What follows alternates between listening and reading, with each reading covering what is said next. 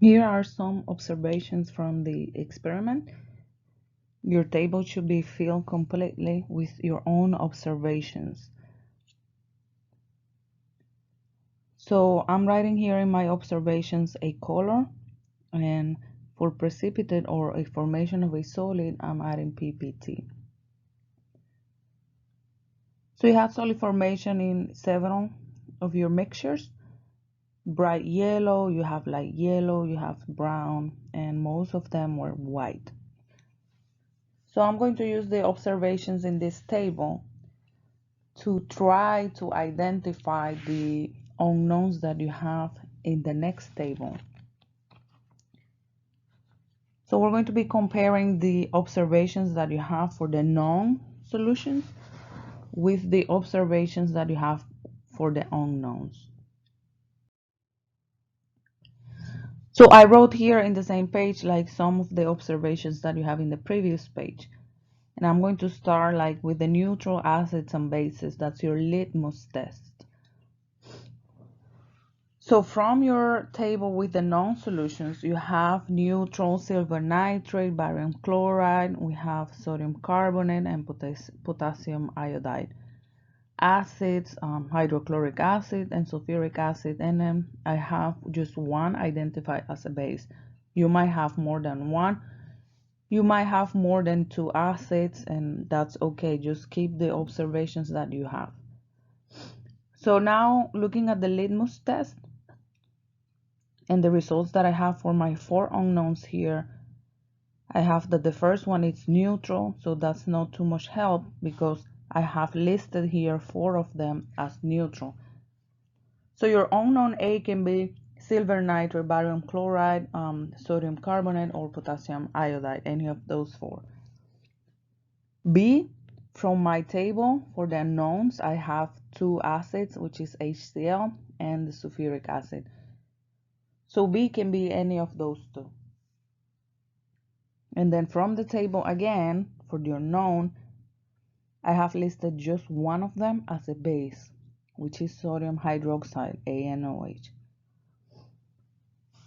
Since you have listed just one base in your table for the knowns, and I have here one unknown that it's a base, I can actually say that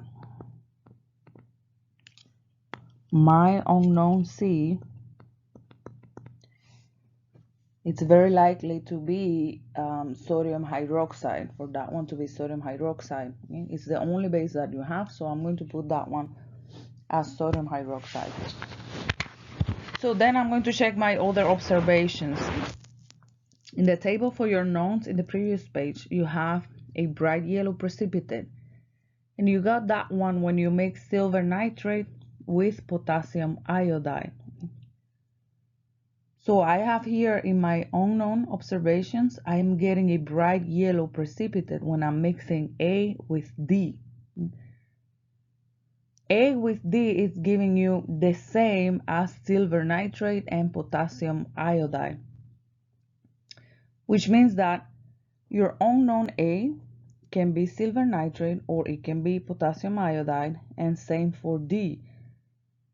D can be silver nitrate or potassium iodide. The litmus test is not going to help you find out which one is A and which one is D, because for both silver nitrate and potassium iodide, you have both of them as neutral. But at least you know that A and D, it can be silver nitrate and potassium iodide. When you move to the mixture where I have here A mixed with C, I'm getting a brown precipitate.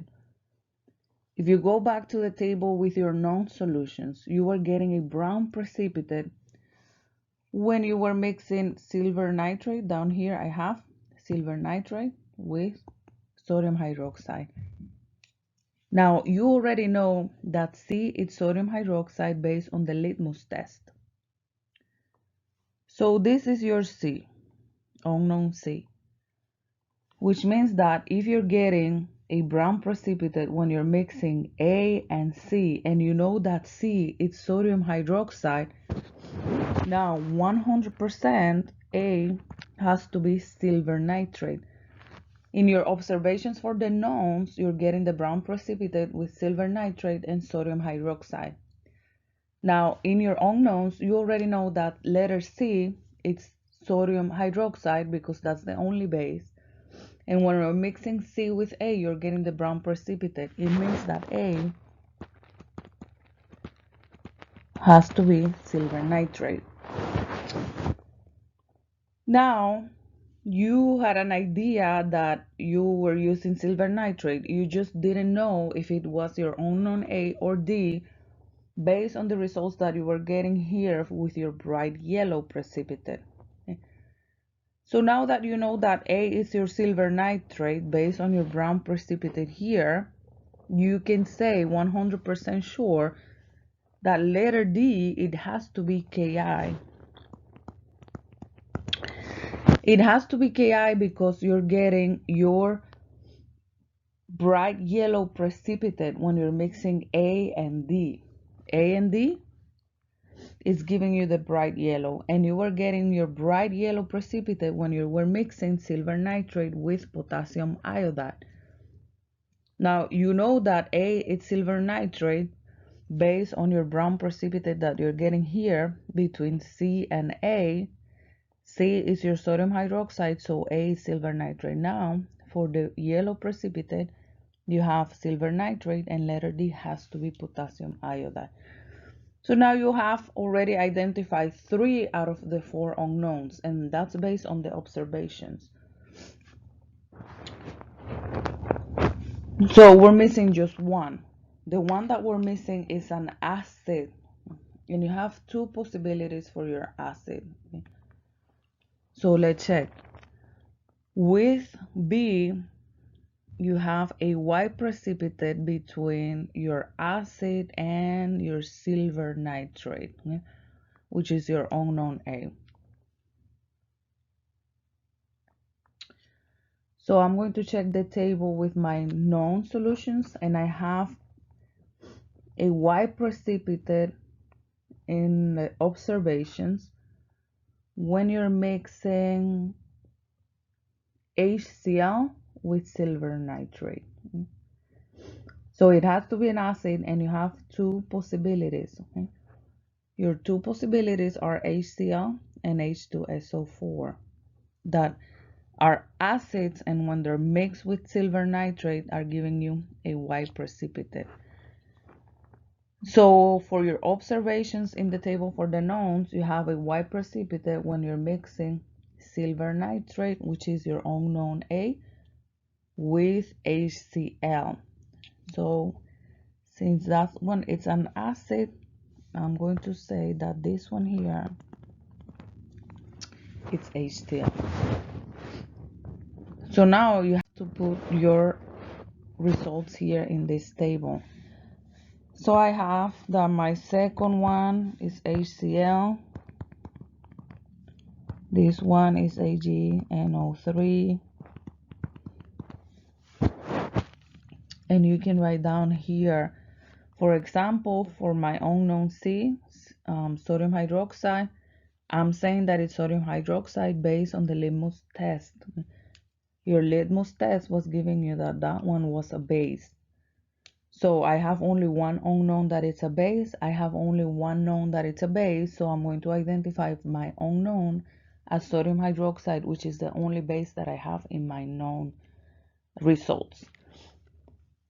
So then you can put your explanation for the silver nitrate. It's silver nitrate because you're getting your yellow precipitate when it's mixed with the potassium iodide. You're getting a white precipitate when it's mixed with the HCl, and you're getting a brown precipitate when that one is mixed with the sodium hydroxide. So in the explanation, you're writing down why you're choosing that one as to be your unknown, and that's based on the observations that you have in the table for the unknowns when you're comparing those with the ones that you have in the table for the knowns.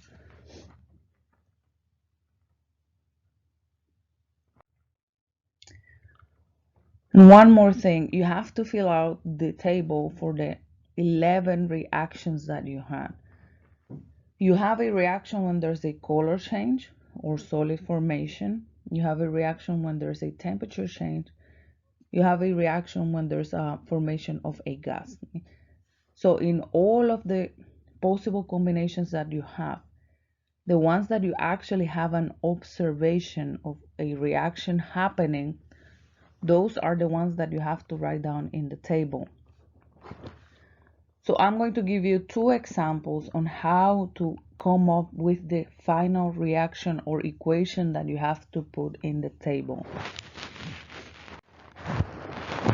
The first one that I'm doing is your silver nitrate combined with potassium iodide.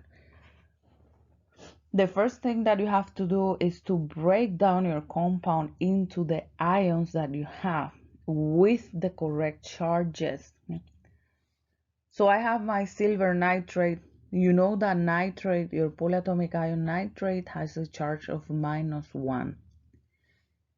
If nitrate with a charge of -1 is combined with silver in a 1-to-1 ratio, silver needs to have or must have a charge equal to +1 to cancel out the charge of your nitrate -1. So the ions that you have in your silver nitrate is silver +1, nitrate -1. Then the other reactant or the other substance that you're mixing, it's potassium iodide. K, it's in group 1, that's +1. I, it's in group 7, that's -1.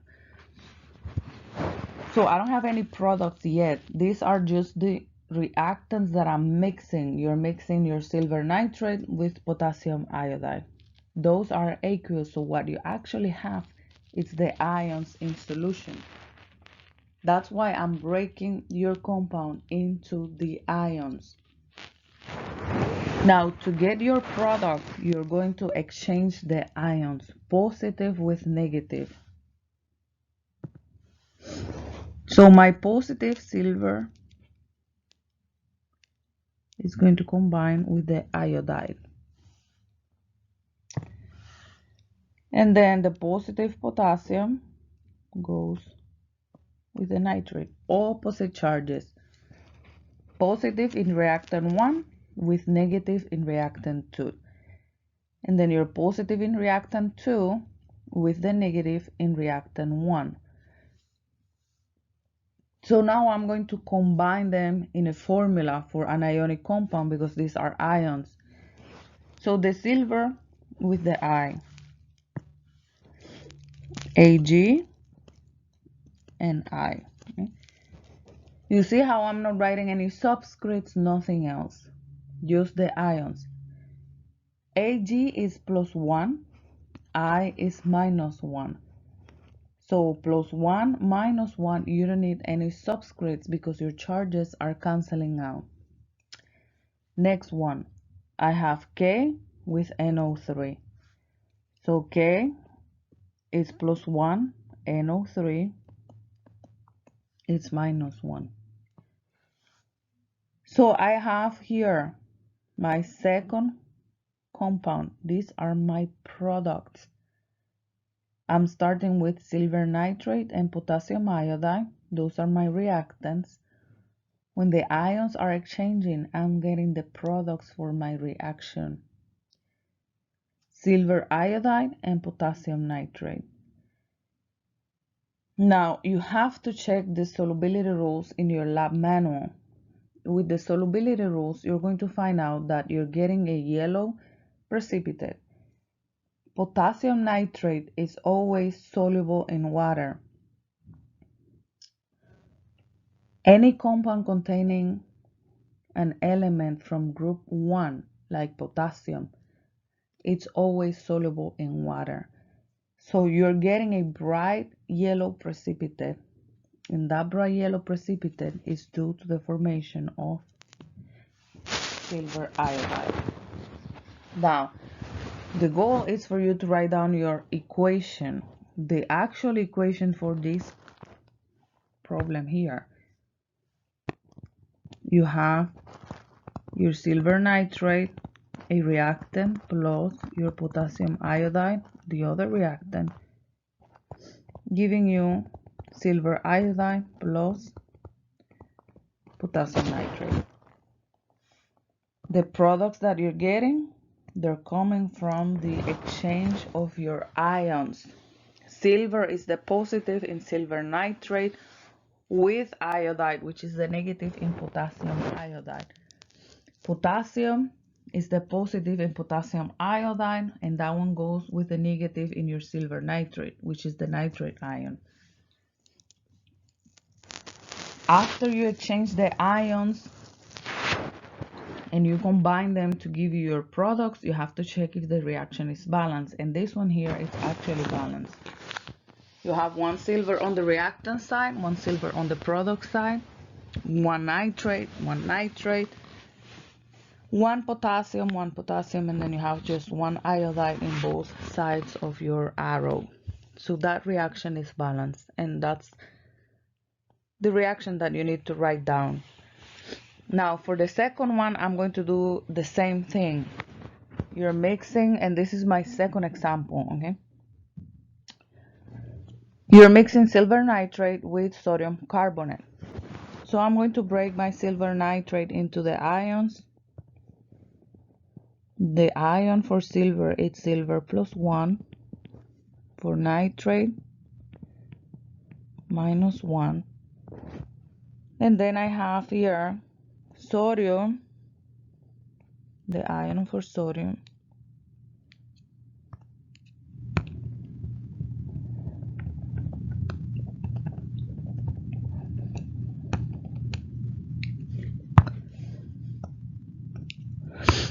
The ion for sodium is Na plus 1.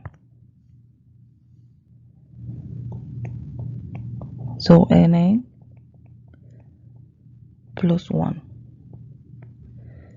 And then we have carbonate here. And carbonate is CO3 minus 2.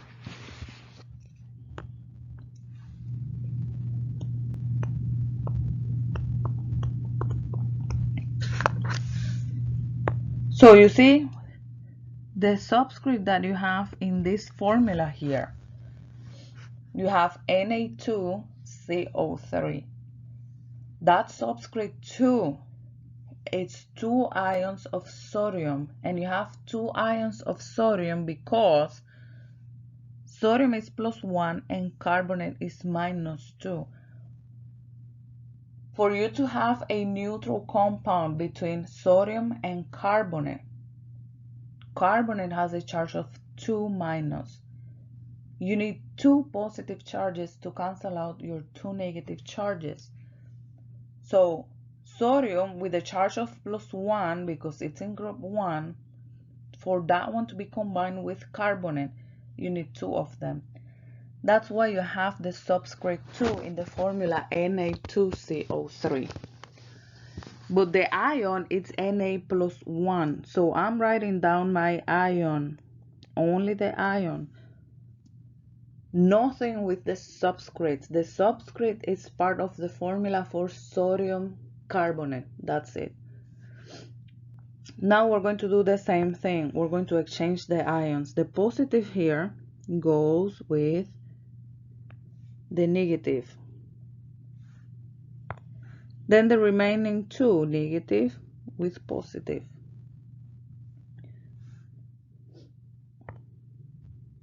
So I have my silver with carbonate, but silver is plus 1, carbonate is minus 2. So my formula between silver and carbonate cannot be AgCO3. For you to have a compound between silver and carbonate, you need 2 silver ions because silver is plus 1. So for you to cancel out your 2 negative charges for carbonate, you need 2 silver ions.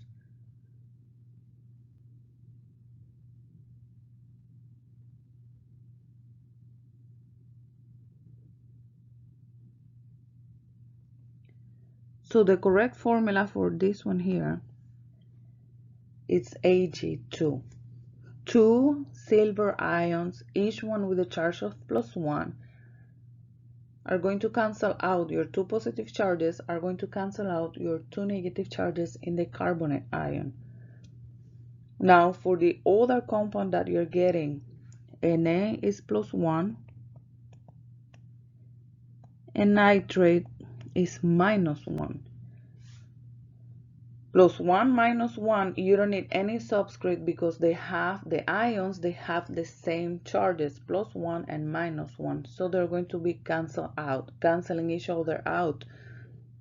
So you have your two products, silver carbonate and then sodium nitrate. Now I'm going to write down my whole equation here. Silver nitrate plus sodium carbonate going to silver carbonate plus sodium nitrate.